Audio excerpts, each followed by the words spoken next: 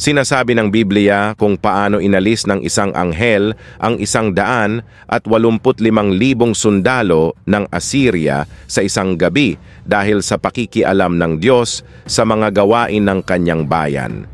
Isang lalaki na kabaligtaran ng kanyang kakilakilabot na ama na si Ahaz. Sa panahon ng kaniyang paghahari, binigyan siya ng pambihirang karangalan ng paggawa ng tama sa paningin ng Panginoon, gaya ng ginawa ng kaniyang ninuno na si David. At nangyari, ng 3 taon ni Oseas, na anak ni Ela, na hari ng Israel, na si Ezekias na anak ni Ahaz, na hari ng Huda, ay nagpasimulang maghari. Siya ay 25 taong gulang nang siya'y magpasimulang maghari, at siya'y nagharing 29 na taon sa Jerusalem. Ang pangalan ng kaniyang ina ay Abi, na anak ni Zacarias.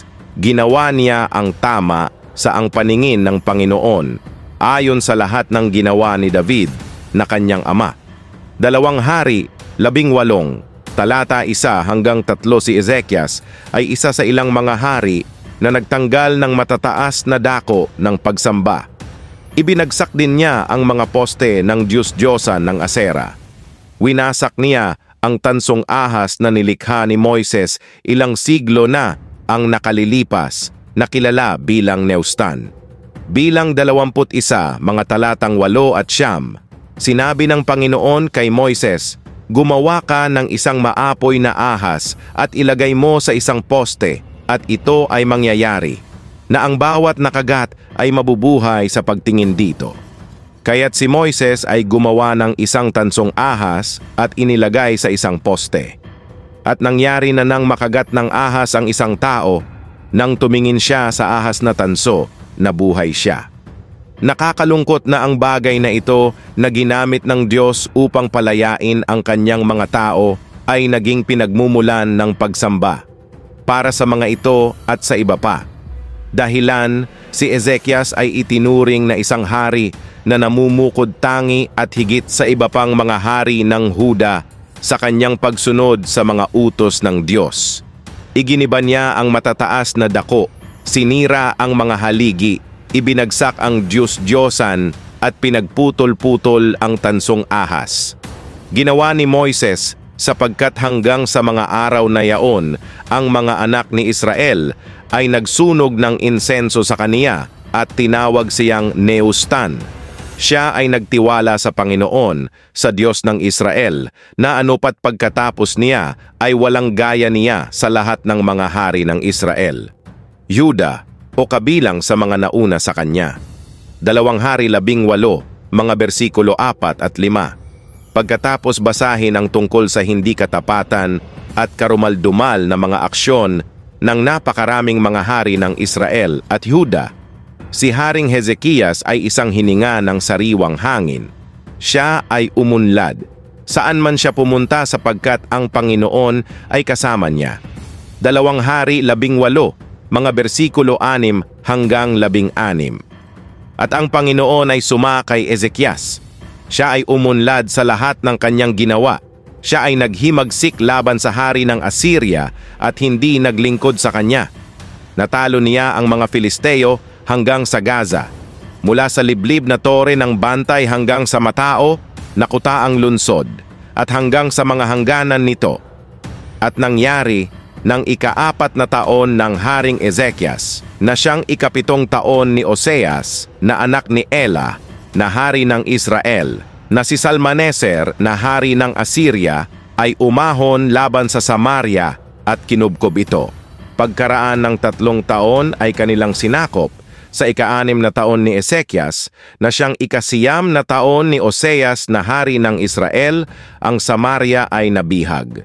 Nang magkagayoy dinala ng hari sa Assyria ang Israel sa Assyria, at inilagay sila sa Hala at sa Habor na ilog ng bayan ng Gozan at sa mga bayan ng Medes, sapagkat hindi nila sinunod ang tinig ng Panginoon nilang Diyos, kundi nilabag ang kaniyang tipan, lahat na iniutos ni Moises na lingkod ng Panginoon, ni hindi nila narinig o ginawa man.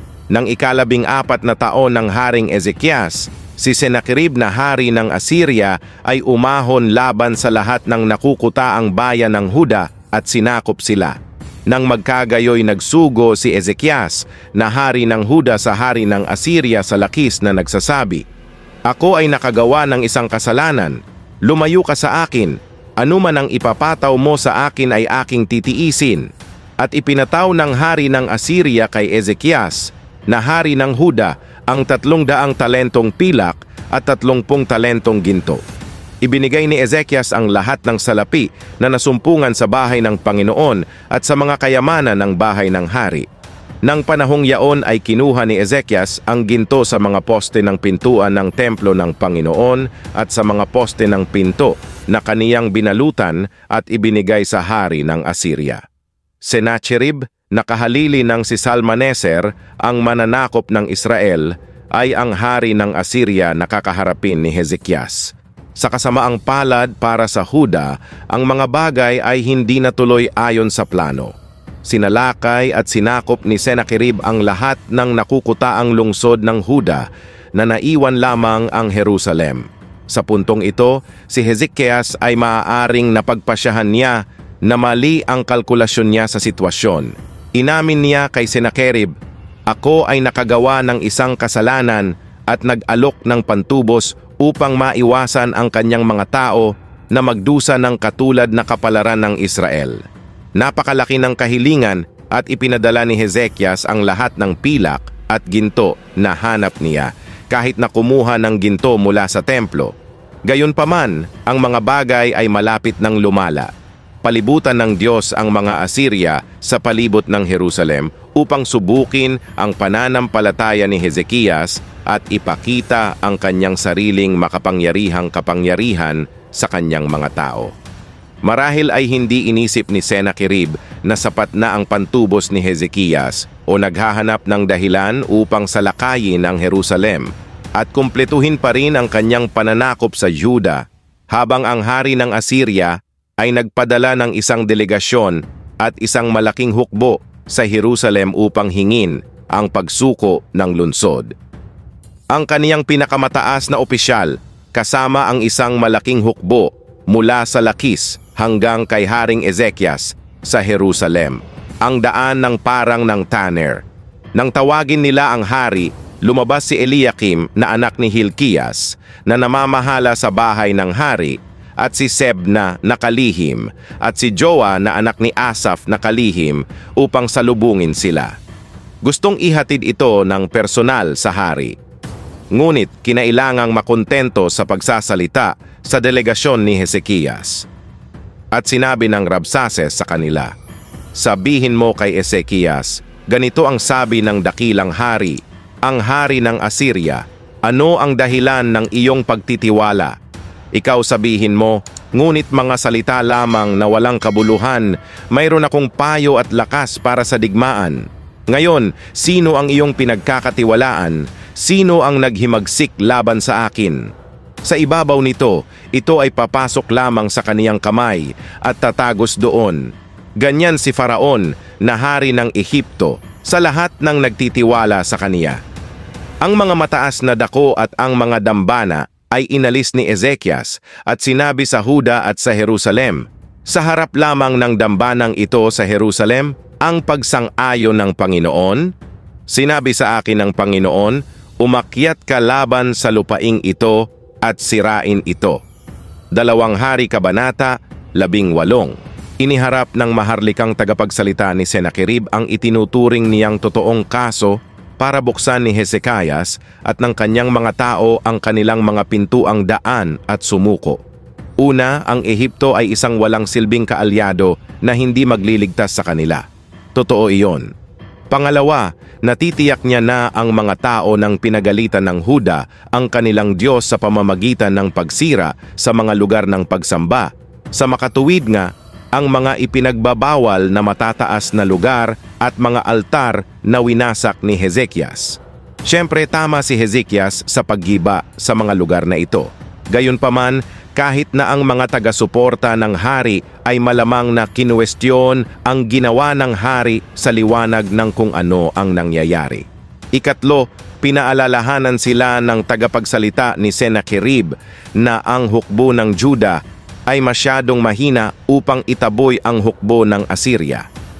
Dahil sa pagtatangka ni Hezekias na bayaran ng Assyria, malamang na totoo rin ito.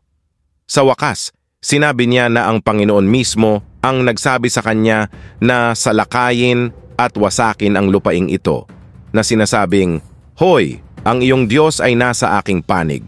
Ito ay isang kasinungalingan, ngunit sa mga demoralized na mga tao ng Jerusalem ay tila siya ay tama. Component placement at ang parehong malupit na mananakop na ito ay nasa kanilang pintuan na ngayon. 2 Hari 18, mga bersikulo 20 hanggang 30.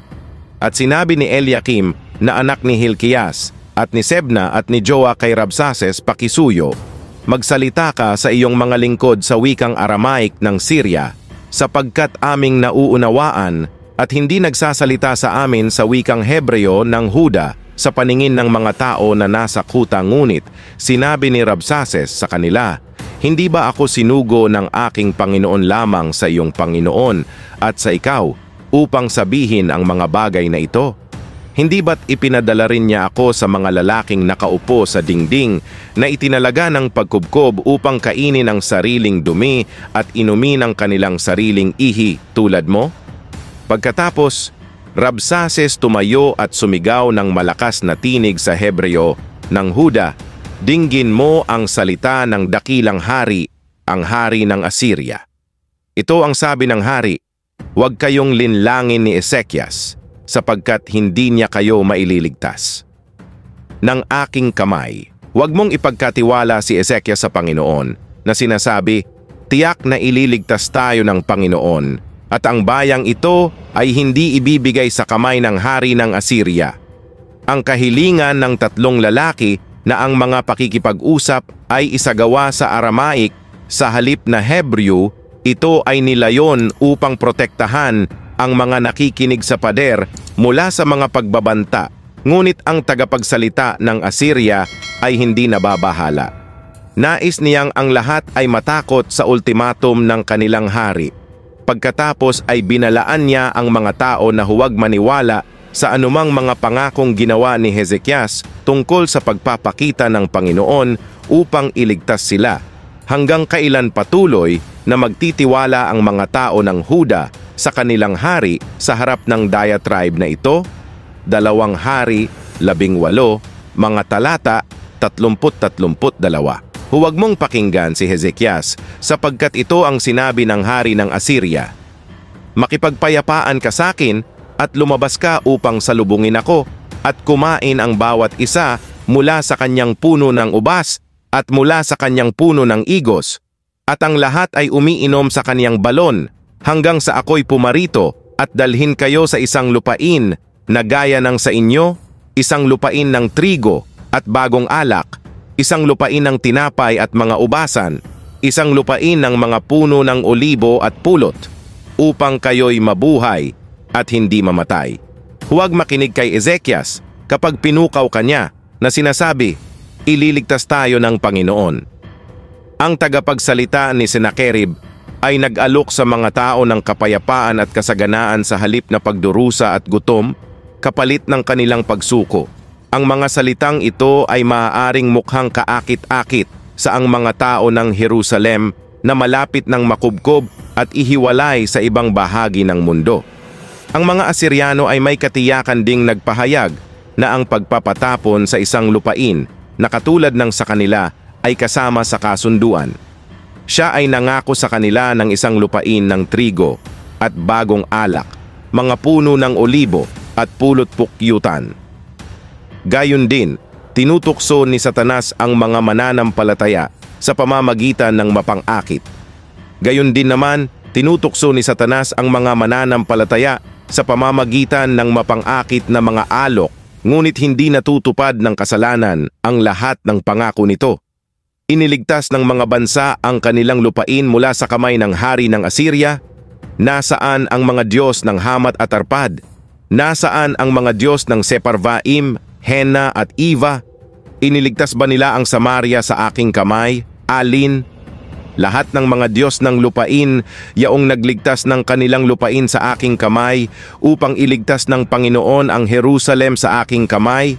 Sumagot ka sa kanya, Zren-Yahowa, na anak ni Asaph, na tagapagtala, ay naparoon kay Ezekias, na pinunit ang kanilang mga damit at sinabi sa kaniya ang mga salita ni Rabsake. 6 na retorika na tanong ang nagtapos sa pananalita. Ang diwa nito ay ito. Ang mga Diyos ng mga bansa ay, nang marinig ito ng Haring Ezekias, kaniyang hinapak ang kaniyang mga damit, nagtaklob ng sako at pumasok sa bahay ng Panginoon. Component placement lahat na nakasuot ng supot kay Propeta Isaias na anak ni Amoz.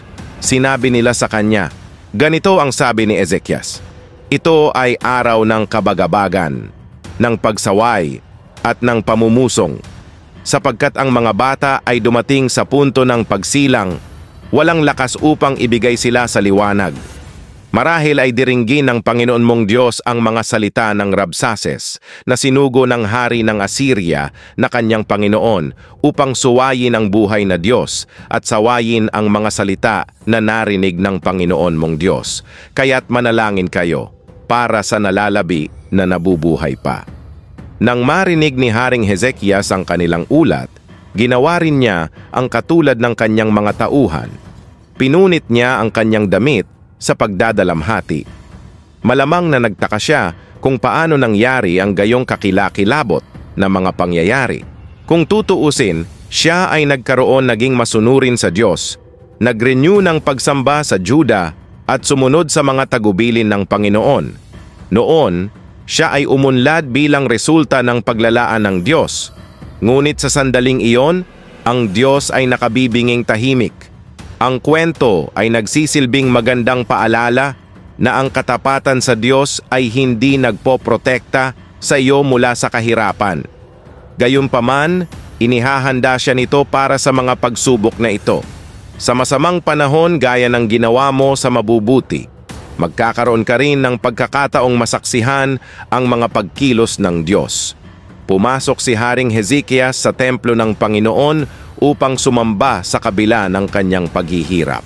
Higit pa rito, gumawa siya ng isang bagay na marami sa kanyang hindi ginawa ng mga nauna. Nagpadala siya ng isang delegasyon na nakadamit ng sako upang humingi ng salita mula sa Panginoon sa pamamagitan ni Propeta Isaias.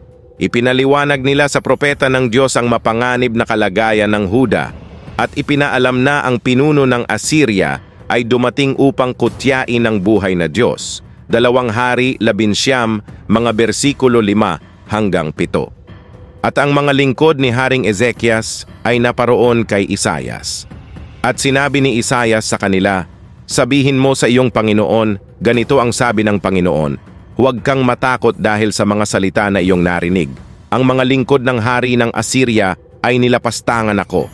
Narito, lalagyan ko siya ng isang espiritu upang siya'y makarinig ng alingaw-ngaw at makabalik sa kaniyang sariling lupain. At aking ibubuwal siya sa pamamagitan ng tabak sa kaniyang sariling lupain. Isaias, alam na ang lahat ng ito sapagkat alam ng Diyos ang lahat ng mga bagay na ito. Bilang resulta, nagbigay siya ng mensahe sa mga lingkod para kay Hezekias na nagsimula sa utos, huwag kang matakot. Ang utos na ito ay madalas na lumilitaw sa Biblia. Ito ay paraan ng Diyos, ng pagpapatahimik sa kanyang mga tao, pagkintal ng tiwala sa kanila, at pagtitiyak sa kanila na nasa sa ilalim ko ang lahat, mapagkakatiwalaan ninyo ako. Hindi lamang narinig ng Panginoon ang mga kalapastangan ng salita ng lingkod ng hari ng Assyria, ngunit nagplano rin siya upang tumugon sa kanila. Sa halip na talunin ang Jerusalem, si Haring Sennacherib ay babalik sa kanyang sariling lupain at mamamatay sa pamamagitan ng tabak. 2 Hari 11, mga talatang 8 hanggang 13. Pagkatapos ay bumalik si Rabsaces at natagpuan ang hari ng Assyria na nakikipaglaban sa Libna, isang nakukutaang lungsod ng Huda, sapagkat nabalitaan niya na ang hari ay lumabas sa Lakis. Nang marinig ng hari na sinabi tungkol kay Tiraka, na hari ng Ethiopia, narito, siya'y lumabas upang makipagdigma laban sa iyo, siya'y nagsugo uli ng mga sugo kay Ezekias na nagsasabi, "Sabihin mo kay Ezekias na hari ng Huda, huwag mong hayaan ang iyong Diyos. Sa sino mang iyong pinagtitiwalaan ay dadayain ka na magsasabi, ang Jerusalem ay hindi ibibigay sa kamay ng hari ng Assyria.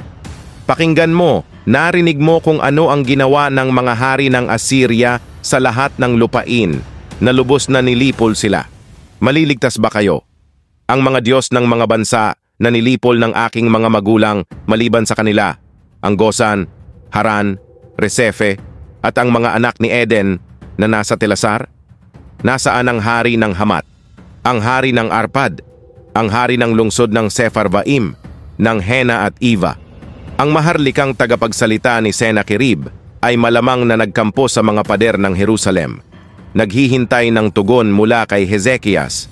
Nang malaman niya na ang hari, inalis niya ang kanyang hukbo mula sa Lakish at nakipaglaban sa Libna, 25 milya sa timog kanluran ng Jerusalem.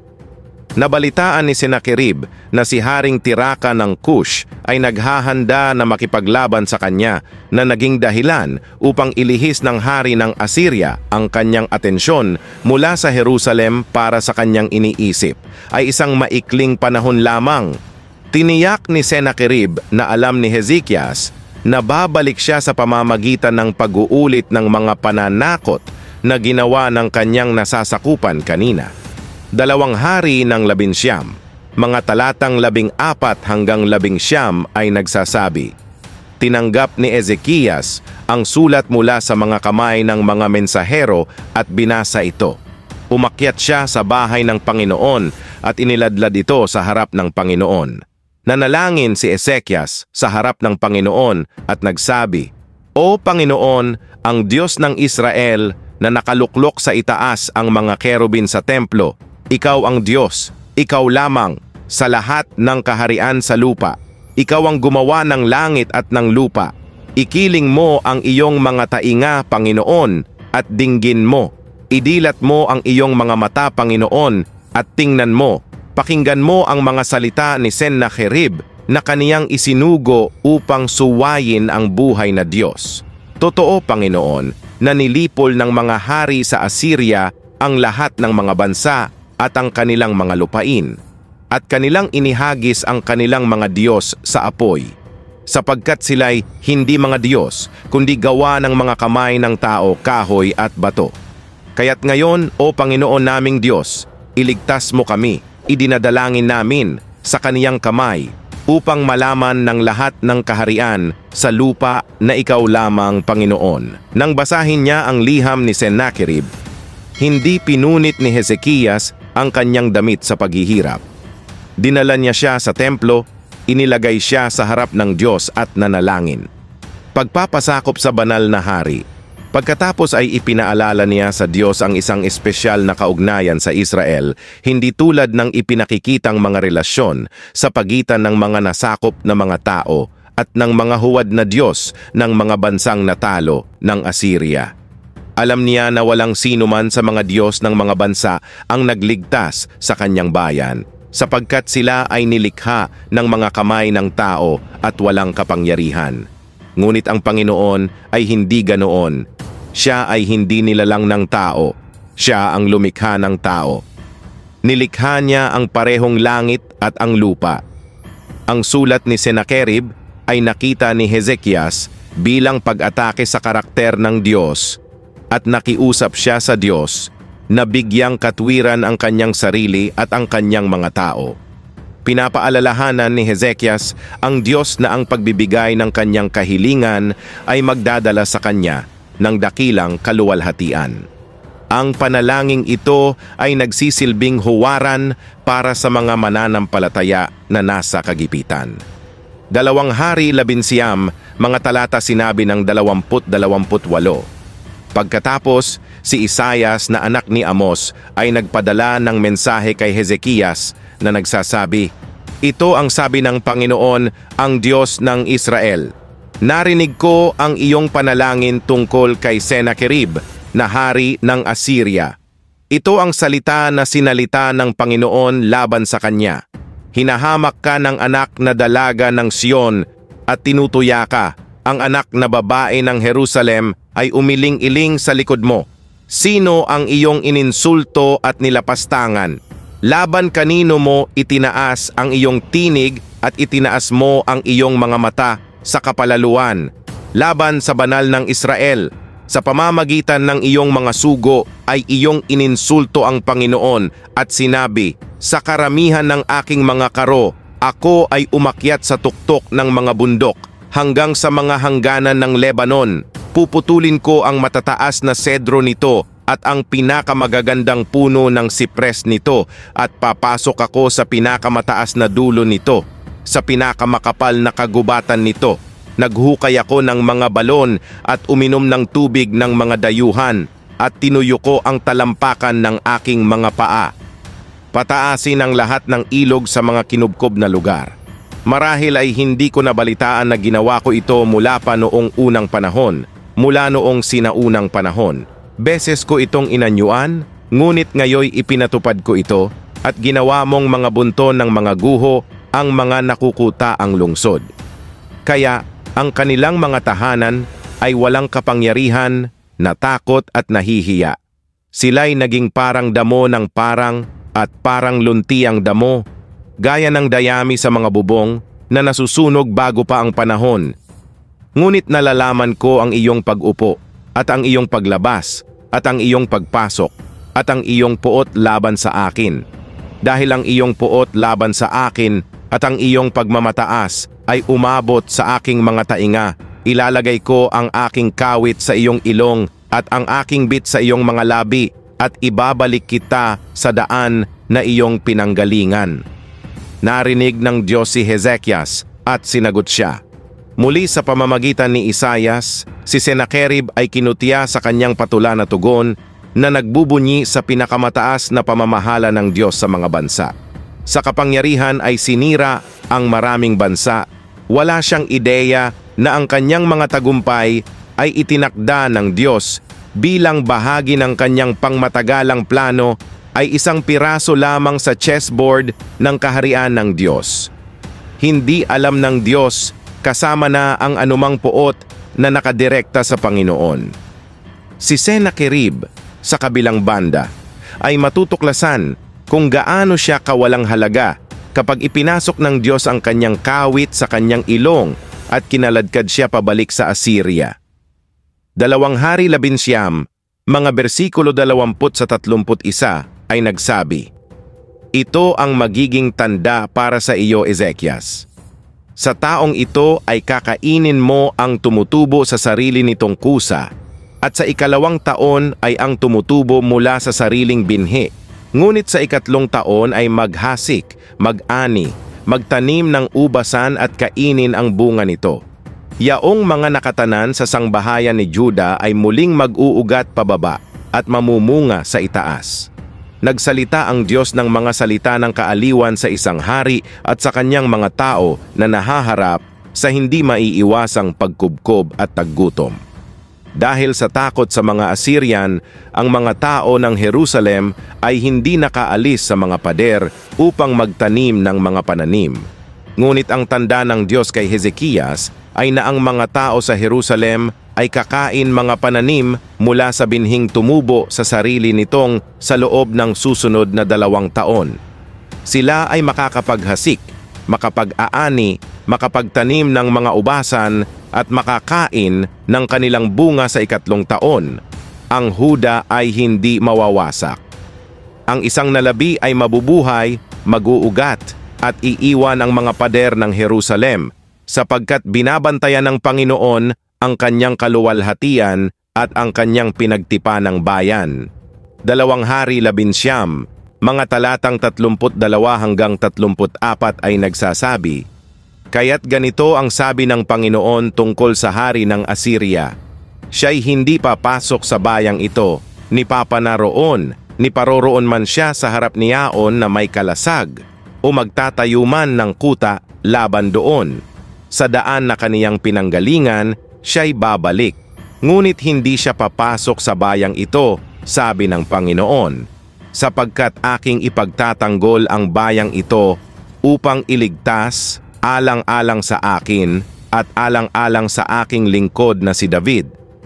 Ipagtatanggol ng Diyos ang Jerusalem laban kay Sennacherib, mismo at dahil sa pag-ibig sa kanyang lingkod na si David. Hindi niya hahayaang ilihis ng ilang walang karanasang hari ng Assyria ang kanyang mga plano.